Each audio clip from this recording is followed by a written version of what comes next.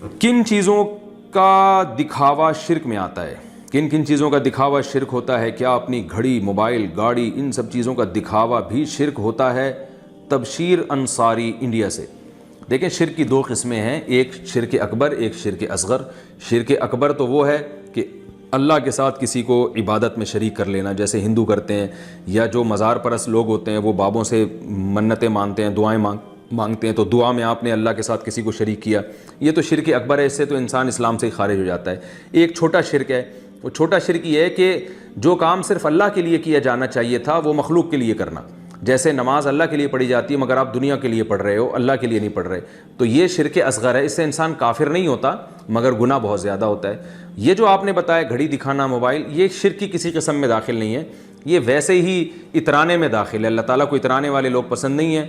ان اللہ لا يحب من کان مختالا فخورا، اللہ کو تکبر کرنے والے اور شیخیاں بھگارنے والے لوگ پسند نہیں ہیں۔ قرآن میں آتا ہے شیخیاں کبھی زبان سے بھگاری جاتی ہیں کہ میں یوں ہوں، میں یوں ہوں، میں ایسا، میں ویسا، اور کبھی عمل سے اپنی گھڑی دکھا کے، میں بھی کوشش کر رہا ہوں اپنی اس بہانے گھڑی دکھانے کی، لیکن یہ اتنی مہنگی گھڑی نہیں ہے، ٹھیک ہے، تو کبھی گھڑی دکھا کے، کبھی گاڑی دکھا کے شو ماری جاتی ہے، یہ شیخی بھگاری جاتی ہے۔ یہ زبان سے نہیں ہے، یہ عمل سے ہے۔ عمل سے یہ بتانا دیکھو ہم اتنے لینڈ لارڈ ہیں، ہم نے ایسی گاڑی رکھی ہوئی ہے، تو یہ اللہ کو پسند نہیں ہے، یہ چیزیں گناہ میں آتی ہیں۔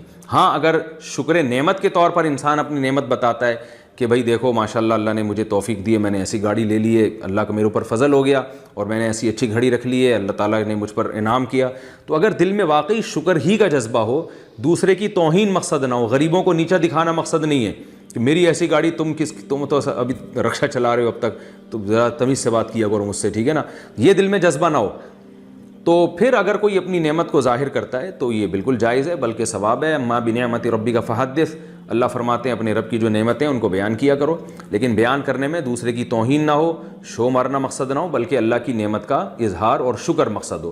علماء کہتے ہیں جب تک انسان دل کامل نہیں ہو جاتا اور اس کی تربیت نہیں ہو جاتی تو اس کو نعمتوں کا بھی اظہار زیادہ نہیں کرنا چاہیے، کیونکہ وہ لیبل یہ لگا رہا ہوتا ہے کہ اللہ کا شکر ادا کر رہا ہوں، لیکن دل میں فساد ہوتا ہے، مقصد دوسروں کو نیچا دکھانا ہوتا ہے کہ تمہاری کوئی اوقات نہیں ہے میرے مقابلے میں۔